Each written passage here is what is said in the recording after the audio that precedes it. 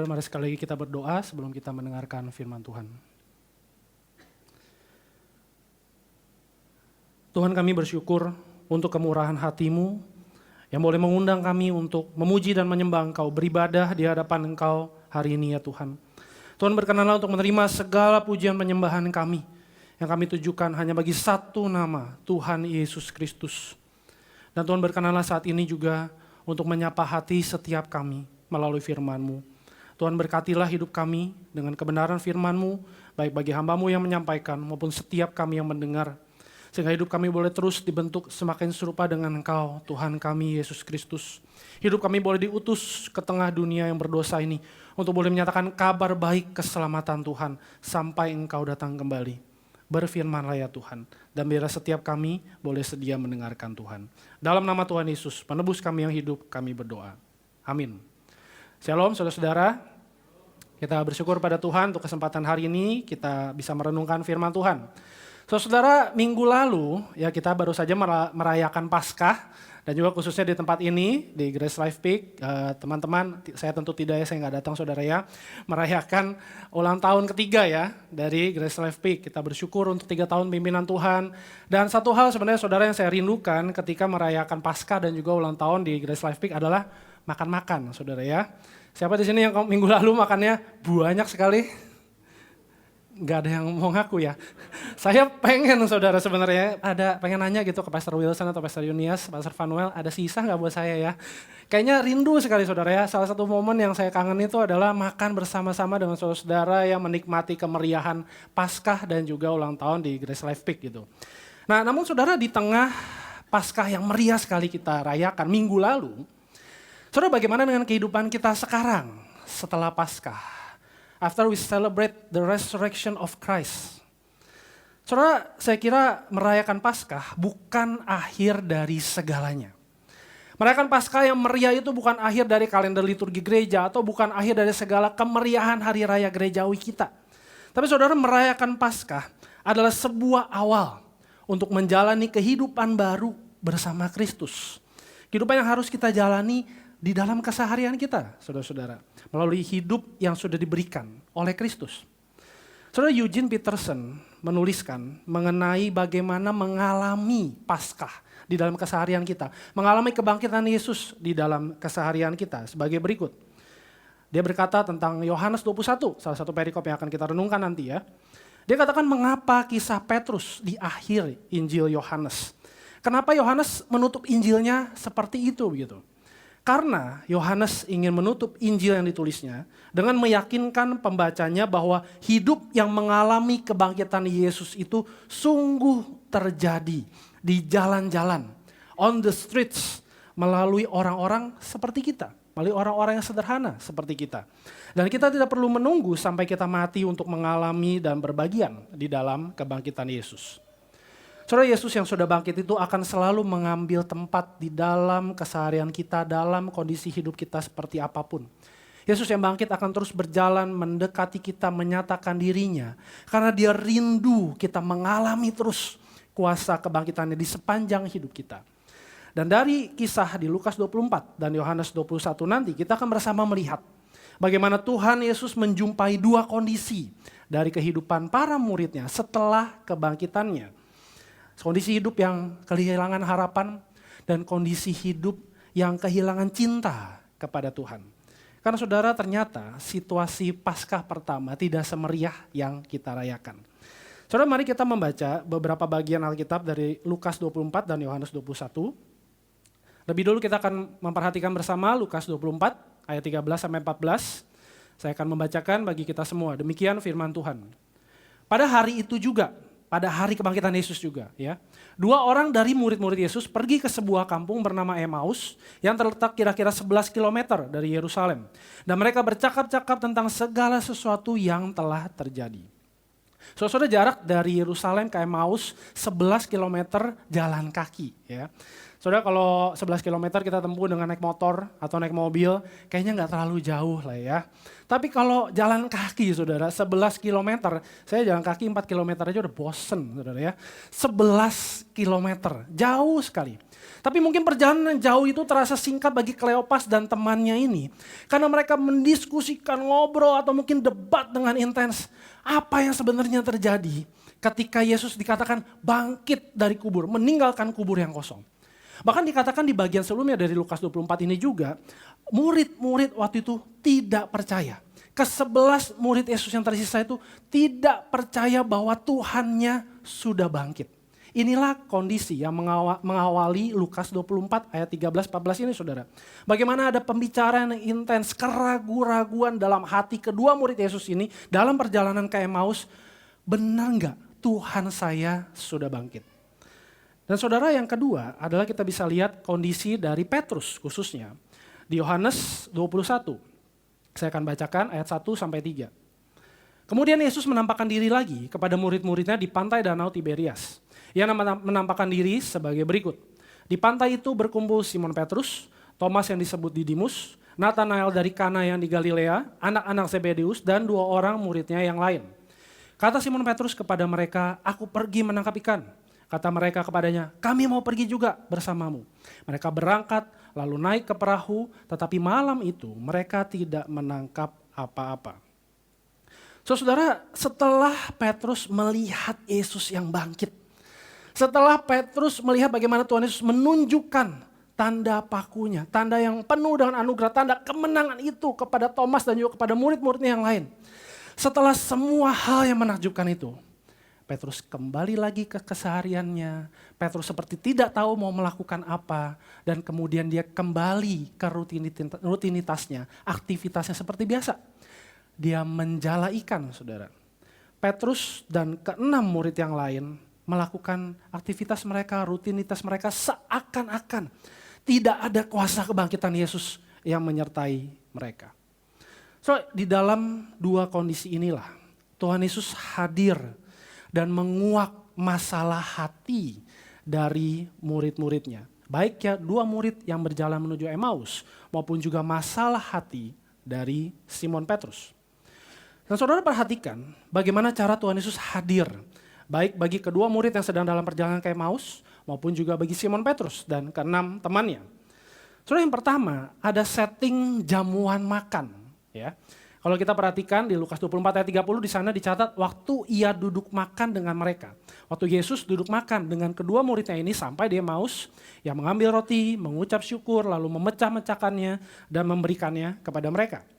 Dan juga kepada Petrus dan juga ke-6 temannya, Tuhan Yesus berkata kepada mereka, "Marilah dan sarapanlah."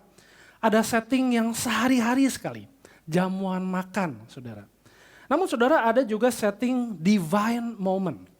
Sebuah momen yang mengingatkan para murid akan kehadiran Tuhan Yesus, akan karyanya bagi mereka, akan kenangan antara mereka dengan Tuhannya. Saudara, di Lukas 24 ayat 30 di ayat yang sama, saya menekankan di kalimat yang lain. Waktu ia duduk makan dengan mereka, Tuhan Yesus duduk makan dengan Kleopas dan temannya, ia mengambil roti, mengucap syukur, lalu memecah-mecahkannya dan memberikannya kepada mereka. Kalimat yang sama persis dicatat oleh Lukas di malam perjamuan terakhir antara Tuhan Yesus dengan murid-muridnya. Sebuah kalimat yang dengan jelas menunjuk bahwa ini dia Tuhan saya. Dan bagi Petrus, Tuhan Yesus menanyakan 3 kali pertanyaan, "Apakah engkau mengasihi aku?" Di dalam setting saudara ada api arang di sana. Khusus bagi Petrus, api arang bukan setting yang baru. Di Yohanes 18 ayat 18 di sana dicatat ketika Tuhan Yesus ditangkap, malam Tuhan Yesus diadili dan ditangkap. Petrus menyangkal Tuhan Yesus sebanyak 3 kali di depan sebuah api arang yang menghangatkan tubuhnya dan orang-orang waktu itu. Sebuah setting yang langsung merecall Petrus kepada momen dia menyangkal Tuhannya. Saudara, dari cara Tuhan Yesus menjumpai murid-muridnya, saudara kita bisa melihat bahwa kita tidak akan bisa menebak bagaimana caranya Tuhan menjumpai murid-muridnya. Tuhan menjumpai kita. Entah di dalam keseharian kita, di dalam rutinitas kita. Atau mungkin di dalam divine moment, pengalaman-pengalaman rohani kita bersama dengan Tuhan. Tapi apapun caranya saudara, Tuhan mau menjumpai murid-muridnya waktu itu. Tuhan mau menjumpai kita dan mengerjakan sesuatu untuk mengubahkan hati kita, mengubahkan kehidupan kita. Karena ketika Tuhan Yesus menjumpai para muridnya waktu itu, dia menguak masalah yang ada di dalam hati mereka. Saudara, bagi Kleopas dan temannya, ada hati yang lamban dan harapan yang palsu. Saudara, Lukas mencatat di 24 ayat 21, padahal kami dulu mengharapkan bahwa dialah Yesus yang akan membebaskan bangsa Israel. Sementara itu, sekarang sudah hari ketiga sejak semuanya itu terjadi. Dan ketika Tuhan Yesus menegur mereka, Tuhan Yesus berkata, hai kamu orang bodoh, betapa lambannya hatimu untuk mempercayai segala sesuatu yang telah dikatakan oleh para nabi. Kleopas dan temannya hidup di dalam harapan-harapan akan Mesias versi mereka. Bukan versi apa yang Tuhan sudah nyatakan di dalam kitab suci. Bukan dalam versi apa yang sudah Tuhan kisahkan dari Taurat, kitab Nabi sampai kepada tulisan-tulisan hikmat dan Mazmur. Mereka mempercayai, mereka berharap kepada figur Mesias versi mereka sendiri. Dan ketika Yesus mati digantung di atas salib, harapan-harapan itu pupus semua bersama dengan Yesus yang mati. Dan bagi Simon Petrus, ada masalah hati yang dihantui, digelapkan oleh rasa bersalah ketika dia menyangkal Tuhannya sebanyak 3 kali. Dan ketika Tuhan Yesus bertanya untuk ketiga kalinya kepada Petrus, apakah engkau mengasihi aku? Dicatat oleh Yohanes, Petrus pun merasa sedih karena Yesus berkata untuk ketiga kalinya, apakah engkau mengasihi aku?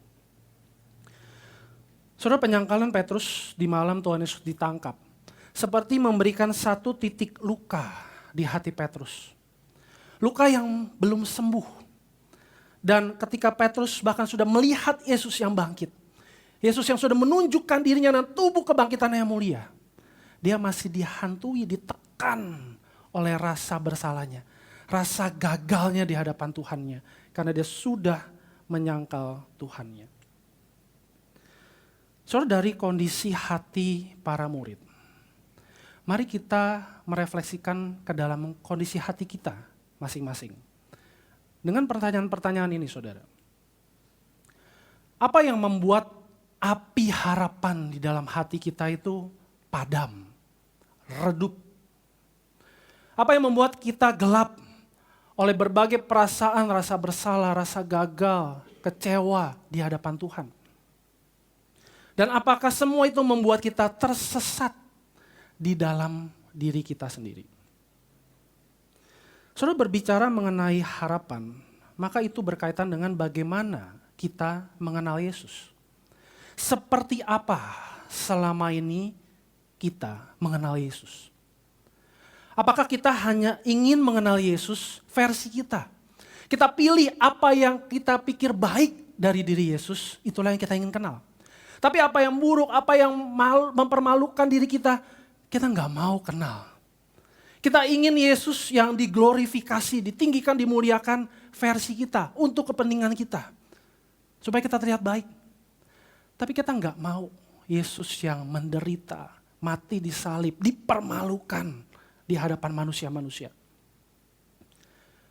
Saudara, bagaimana semua pengenalan itu membentuk harapan-harapan kita kepada Tuhan. Kita yang katanya orang Kristen. Apa sih yang selama ini kita harapkan dari Tuhan? Apakah kita bangga menjadi orang Kristen karena kita sudah punya harapan, satu tiket saya pasti masuk surga? Apakah ketika kita menjadi orang Kristen, kita seperti memiliki pengharapan, oh hidup saya pasti akan mulus seperti jalan tol dari Jakarta sampai ke Surabaya, baik-baik saja, lurus-lurus saja, tidak akan ada hambatan, tidak akan ada penderitaan, hidupku akan selalu baik dan sukses. Saudara, kalau itu yang kita harapkan, maka tidak mengherankan ketika kita bertemu dengan salib, ketika kita bertemu dengan Yesus yang bangkit, harapan itu semua pupus karena berbeda dengan bagaimana Yesus mengenalkan dirinya kepada kita. Ataukah di dalam kehidupan pribadi kita, selama 20 tahun, 30 tahun, 50 tahun, 60 tahun mungkin, ada hal-hal tertentu yang terus-menerus menekan hati kita. Entah itu mungkin dosa-dosa yang kita tidak mau akui kepada Tuhan. Apakah itu mungkin masa lalu kehidupan kita yang begitu gelap dan kita berpikir Tuhan pun kayaknya gak bisa beresin. Dan itu semua terus-menerus menekan kita dan membuat kita mencari jalan lain untuk kita boleh lega, untuk kita boleh diselamatkan dari semua rasa bersalah itu dengan cara yang lain. Bukan caranya Tuhan. Namun saudara, hari ini kita berhadapan dengan sebuah kenyataan bahwa setiap orang Kristen pasti punya setidaknya satu masa lalu yang kelam. Satu pergumulan, satu kejadian yang amat buruk dan membekas di dalam hati kita. Atau mungkin 2, 3 hal, 3 kejadian. Tapi semua hal yang buruk itu tidak dapat menghalangi bagaimana tangan Tuhan akan menolong kita. Segala hal yang gelap di dalam hati kita pun tidak akan menghalangi terang kasih Tuhan menerangi hati kita. Dan setiap hal yang buruk itu akan dipakai Tuhan untuk boleh mengubahkan kita menjadi sebuah pengalaman spiritual yang indah bersama dengan Tuhan. Seperti yang dikatakan oleh seorang penulis bernama Bruce Demares. Dia berkata, "The dark night does not alter our past history, our personality structure, or our DNA." Segala malam-malam yang gelap, segala hal-hal yang buruk tidak serta-merta mengubahkan kita, mengubahkan masa lalu kita. Tapi ketika itu semua dipakai Tuhan, itu akan mengubahkan kita dari manusia lama menjadi manusia yang baru. Hidup karena Kristus. Dan dengan semua hal yang Tuhan kerjakan, bahkan di dalam titik yang gelap dan kelam di dalam hidup kita.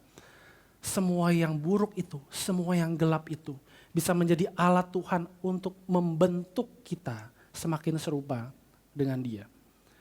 Melalui kehadirannya, Yesus yang bangkit sedang mengerjakan karya salibnya lagi, kuasa kebangkitannya lagi bagi para murid waktu itu dan juga bagi kita. Dan bagi Kleopas dan temannya, Tuhan Yesus mengobarkan hati mereka dengan kisah keselamatannya. Dicatat oleh Lukas, bukankah hati kita berkobar-kobar ketika Ia berbicara dengan kita di tengah jalan dan ketika Ia menerangkan kitab suci kepada kita. Saudara, saya membayangkan bagaimana Tuhan Yesus dengan sangat sabar kepada Kleopas dan temannya. Dia menceritakan, menjelaskan bagian demi bagian dari setiap kitab di dalam kitab suci. Dari Taurat, kitab para nabi sampai tulisan-tulisan hikmat dan mazmur. Dia menjelaskan bagian satu, bagian yang lainnya. Dan ketika setiap bagian itu menunjuk kepada dirinya sendiri, Yesus seperti menjentikkan jari dan berkata, ini yang kumaksud. Inilah yang menunjuk kepada kematian dan kebangkitan Mesias. Dan setiap kali Tuhan Yesus menjentikkan jarinya, seperti ada api yang dimunculkan lagi di hati Kleopas dan temannya itu. Saudara, hanya ketika kita memahami dan mengalami kisah keselamatan Allah itu, maka hati kita akan dikobarkan kembali untuk mengenal Yesus, mencintai Yesus, memberitakan tentang Yesus. Hanya ketika kita memahami dan mengalami kisah keselamatan Allah, maka kita tahu bahwa satu-satunya harapan bagi kita bukan sebuah kondisi hidup, tapi di dalam nama Yesus yang sudah menggenapi kisah keselamatan Allah bagi manusia berdosa. Dan kisah keselamatan itulah yang sudah mengobarkan hati kita, itu sudah cukup untuk terus memberikan harapan bagi kita. Bukan memberikan harapan palsu, terapi pikiran sesaat, ekstasi emosi sesaat, perasaan nyaman sesaat. Enggak, saudara. Yang kita butuhkan untuk mengobarkan lagi hati kita hanya satu. Kisah keselamatan Allah melalui salib Yesus dan juga kebangkitan Yesus. Dan itu sudah cukup untuk mengobarkan lagi hati kita. Dan bagi Petrus, Tuhan Yesus seperti seorang dokter bedah. dia sedang mengerjakan operasi hatinya di dalam diri Petrus. Petrus pun merasa sedih ketika Yesus berkata untuk ketiga kalinya, apakah engkau mengasihi aku? Dan ia berkata kepadanya, Tuhan, engkau tahu segala sesuatu. Engkau tahu bahwa aku mengasihi engkau. Kata Yesus kepadanya, peliharalah domba-dombaku. So saya membayangkan bagaimana Tuhan Yesus sejak pertanyaan pertama, dia mulai mengerjakan operasi hati itu di dalam diri Petrus. Sambil mereka berjalan, mereka ngobrol, terus menerus Tuhan mengerjakan perubahan hati itu di dalam hati Petrus. Dan sampai di pertanyaan ketiga, ketika Yesus sudah menangkap hati Petrus, dia membersihkan luka di hati Petrus dan membungkusnya dengan kasihnya, dengan anugerahnya. Sehingga dengan hati yang baru muncul pengakuan yang jujur dari seorang Petrus. Tuhan, engkau tahu segala sesuatu.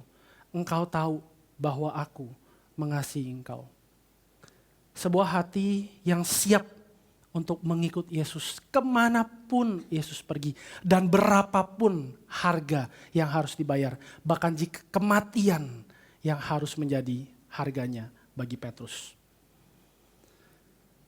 Saudara, seorang penulis berkata, gospel surgery is free, but not always easy. Operasi hati yang Injil lakukan itu gratis, penuh dengan anugerah Tuhan. Tapi tidak selalu mudah. Karena anugerah itu menghasilkan rasa sakit. Tapi rasa sakit yang menebus, memulihkan hati kita. Bukan rasa sakit yang menghukum, memberi rasa bersalah, memberi rasa tertuduh. Memang Injil bekerja untuk mengakhiri semua duka cita yang duniawi dan mematikan. Tapi Injil juga bekerja menjadi sebuah permulaan dari hidup yang berduka dengan duka cita ilahi.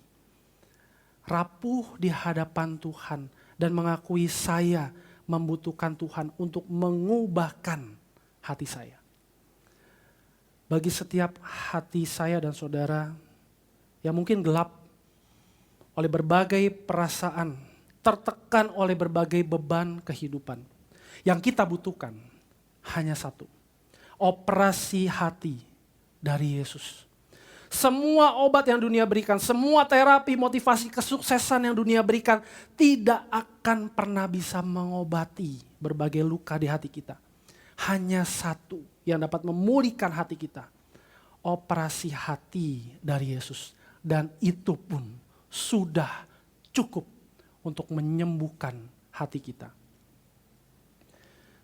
Dan saudara, dengan hati yang dikobarkan, dengan hati yang dipulihkan, disembuhkan oleh Kristus, Tuhan Yesus mengutus murid-muridnya. Karena hati yang diubahkan, hati yang dikobarkan tidak akan dibiarkan diam begitu saja. Tapi diutus oleh Tuhan untuk menggenapi misi Tuhan. Lukas mencatat dalam namanya berita tentang pertobatan untuk pengampunan dosa harus diberitakan kepada segala bangsa. Mulai dari Yerusalem, kamulah saksi-saksi dari semuanya ini. Hati yang dikobarkan itu diutus untuk menjadi saksi-saksi Injil Kristus. Memberitakan kabar baik yang membawa pertobatan hati dan mencurahkan pengampunan bagi semua manusia berdosa. Dan bagi Petrus, Tuhan memberikan misinya. Sesungguhnya aku berkata kepadamu, ketika engkau masih muda, engkau mengikat pinggangmu sendiri dan berjalan ke tempat yang kau kehendaki. Tapi kalau engkau sudah menjadi tua, engkau akan mengulurkan tanganmu dan orang lain akan mengikat engkau dan membawa engkau ke tempat yang tidak kau kehendaki. Hal ini dikatakannya untuk menyatakan bagaimana Petrus akan mati dan memuliakan Allah. Sesudah mengatakan demikian, ia berkata kepada Petrus, ikutlah aku, follow me. Hati Petrus yang sudah dioperasi menjadi hati yang baru karena anugerah Tuhan. Menjadi hati yang juga siap mengikut Tuhan. Kemanapun Tuhan pergi, siapapun yang akan Tuhan temui. Berapapun harga yang harus dibayar demi kabar baik Kristus diberitakan kepada orang-orang itu. Karena Yesus yang sudah bangkit tidak hanya mengubahkan hati kita secara personal, saudara, tetapi misional. Karena itu biarkan api di dalam hati kita menghangatkan juga dan membakar semua hati, jiwa-jiwa yang ada di sekitar kita yang sedang dingin dan redup. Biarkan cinta yang baru di hati kita itu mencelikkan mata rohani kita untuk melihat apa yang Yesus lihat, mencintai apa yang Yesus cintai, meratapi di mana Yesus meratap, bekerja di mana Yesus bekerja, menyerukan Injil di mana Injil belum dikenal di sana. Dan biarkan cinta akan Yesus menggelisahkan hati kita, mendorong kita untuk melayani orang-orang yang Yesus kirimkan. Orang-orang yang kering, yang lapar dan haus akan firman Tuhan. Orang-orang yang sedang merasa sepi dan putus asa karena berbagai beban yang menekan kehidupannya, menekan hatinya. Dan biarkan api cinta akan Tuhan itu membakar diri kita sebagai persembahan yang harum untuk Tuhan. Saudara, ketika merenungkan bagaimana ada hati yang dikobarkan, ada hati yang diubahkan, dioperasi oleh Tuhan. Saya mencoba untuk merenungkan kedua hal ini dan saya teringat saudara, akan satu momen bersama dengan salah satu teman saya ketika kami ngobrol. Ketika saya sambil menginisiasi, memulai perintisan gereja kita di Serpong, saudara. Ketika itu saya bercerita bagaimana ada rencana tidak hanya Grace Life menjadi sebuah tempat untuk beribadah, tapi juga ada tempat untuk menjangkau orang-orang yang belum percaya. Ada sebuah platform yang netral, mungkin itu coffee shop, mungkin itu rumah makan, mungkin itu tempat berkomunitas, supaya lebih banyak orang yang belum percaya bisa terjangkau. Tempat yang tentu membutuhkan, kita bisa katakan investasi, uang, waktu, tenaga. Dan seorang teman saya itu berkata begini, sebelum lu bakar duit, lu bakar dulu diri lu di sana. Tentu bukan maksudnya untuk membakar secara literal diri saya, tapi untuk mempersembahkan diri saya, hati saya, untuk melayani orang-orang yang akan Tuhan kirimkan. Sebelum semua dana digelontorkan, semua rencana dibuat, apakah saya mau mempersembahkan diri saya di sana? Dan teman saya ini juga berkata, sebelum kamu menanam sesuatu, sebelum kamu menanam gereja, sebelum kamu menanam sebuah tempat untuk menjangkau orang-orang yang belum percaya, tanamlah dirimu sendiri lebih dulu di sana. Tanamlah kerinduanmu, hati yang sudah Tuhan kobarkan untuk boleh melihat lebih banyak orang percaya kepada Yesus. Nah, saudara, saya kira kerinduan ini juga yang harusnya menjadi kerinduan semua kita, murid-murid Kristus yang sudah dikobarkan hatinya dan sudah diubahkan hatinya. Nah, saudara, sebagai penutup, saya akan membacakan apa yang ditulis oleh N.T. Wright mengenai bagaimana menjalani hidup dengan hati yang dikobarkan dan sudah diubahkan oleh Tuhan. Dan kira ini juga menjadi perenungan bagi setiap kita. Tuhan Yesus memanggil Petrus dari setiap generasi. Orang-orang yang mungkin sedikit banyak kacau hidupnya, bahkan sampai saat ini. Tapi Tuhan memandang mereka dengan kasih, dengan harapan, dengan pemulihan hati. Dan mengundang mereka untuk merayakan kehadirannya. Untuk bekerja bersama dengan dia. Untuk bekerja bagi dia. Supaya domba-dombanya terpelihara. Dan dunia ini dipulihkan. Dan karena tuaian begitu banyak. Maka setiap kita yang sudah makan bersama Yesus. Sudah dijumpai oleh Yesus. Harus bersiap untuk sebuah perjalanan. Bukan sekedar perjalanan yang pendek. Di tepi danau. Tapi perjalanan yang jauh.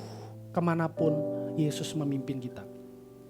Mari kita ikut Yesus dan gembalakan kawanan dombanya dengan caranya. Dengan hati yang mengasihi jiwa-jiwa yang terhilang. Menjadi sahabat dan pendoa bagi para pendosa.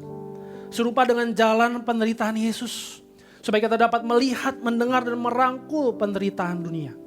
Serupa dengan tangan Sang Gembala Agung yang selalu memberi nutrisi rohani bagi setiap jiwa yang lapar dan haus akan Dia. Serupa dengan jejak kakinya yang menyusuri jalan-jalan sempit dan menjumpai orang-orang yang lapar. Menyusuri setiap rumah di mana anak-anak diabaikan oleh orang tua mereka. Mengikuti jejak Yesus yang menyusuri tempat-tempat ibadah di mana agama hanya menjadi terapi belaka untuk luka-luka hati manusia. Menyusuri terangnya perkotaan ataupun gelapnya pedesaan di mana Injil belum dikenal di sana.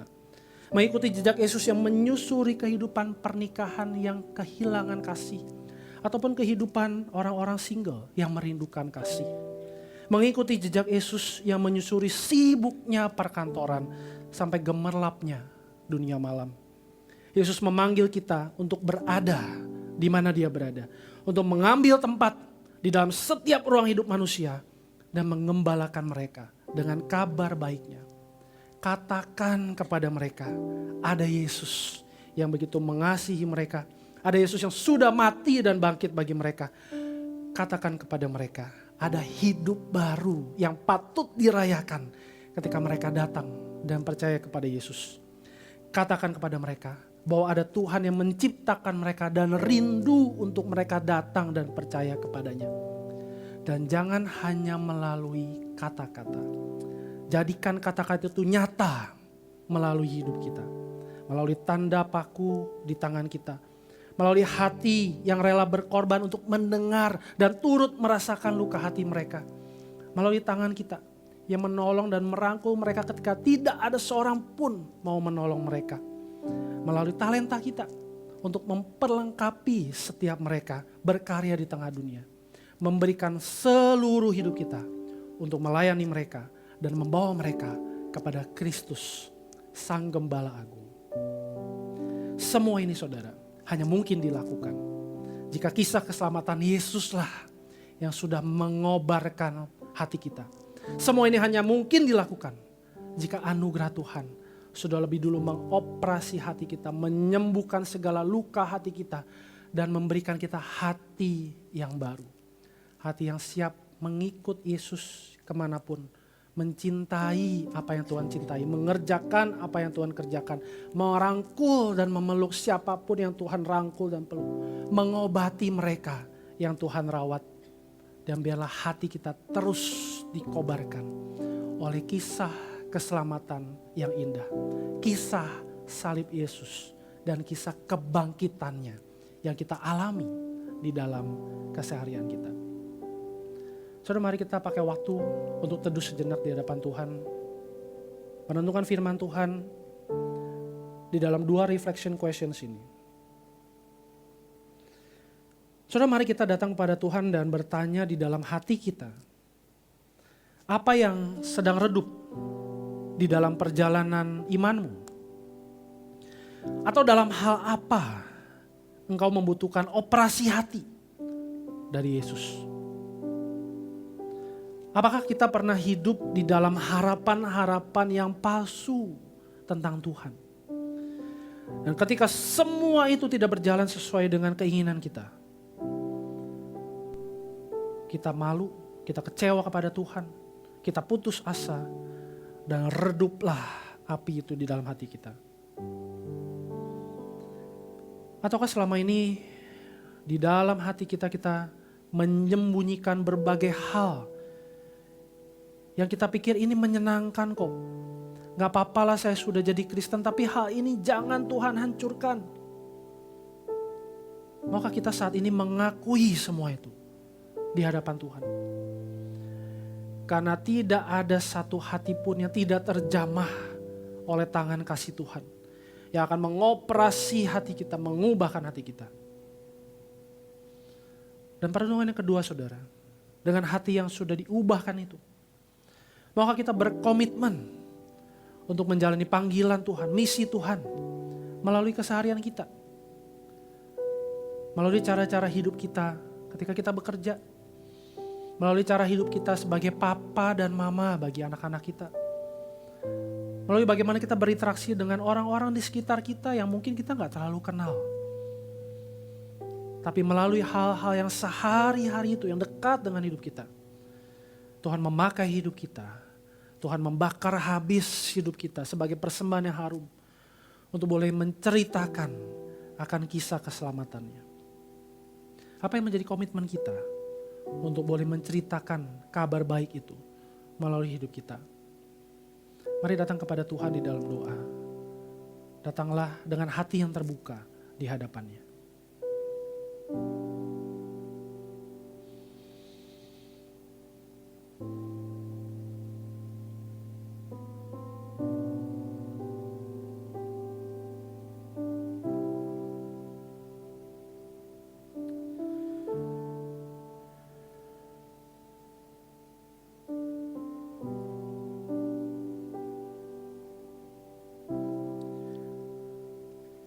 Saudara, mari kita bangkit berdiri bersama dan kita menyerahkan setiap komitmen hati kita kepada Tuhan di dalam doa. Tuhan, inilah kami dengan api yang redup, api harapan yang redup di dalam kehidupan kami. Inilah kami orang-orang yang terus tenggelam di dalam kegelapan dosa kami, yang menekan hati kami dengan begitu berat, dan kami berpikir Tuhan pun tidak bisa menyelamatkan kami. Saat ini Tuhan, kami datang membawa semua hal itu di hadapan Tuhan. Dan kami rindu Tuhan mengalami lagi kisah keselamatan-Mu. Karena hanya kisah-Mu Tuhan, hanya kisah tentang kematian dan kebangkitan-Mu itulah yang akan mengobarkan lagi api di dalam hati kami. Kisah-Mu Tuhan, hanya kisah-Mu yang akan mengobati lagi segala luka di hati kami, menjangkau segala dosa-dosa yang kami sembunyikan, dan menghancurkannya, membawa kami dengan hati yang baru untuk mencintai Tuhan lebih dari apapun. Dan kami rindu ya Tuhan, hidup kami yang sederhana, hidup kami yang sehari-hari ini, kami persembahkan kepada Tuhan demi cerita kabar baik Tuhan, cerita keselamatan Tuhan terus dinyatakan kepada jiwa-jiwa yang masih terhilang, kepada orang-orang yang dekat dengan kami mungkin, ataupun mungkin dengan orang-orang yang belum pernah kami temui tapi Tuhan bawa kepada kami. Tuhan, pakai hidup kami, hidup yang adalah milik Tuhan, hidup yang sudah diubahkan oleh Tuhan, dikobarkan oleh Tuhan. Pakai hidup kami untuk boleh menceritakan tentang Engkau Tuhan, sampai Engkau datang kembali dan menyambut setiap kami. Tuhan, dengarlah seruan doa kami. Dalam nama Tuhan Yesus, penebus kami yang hidup, kami berdoa. Amin.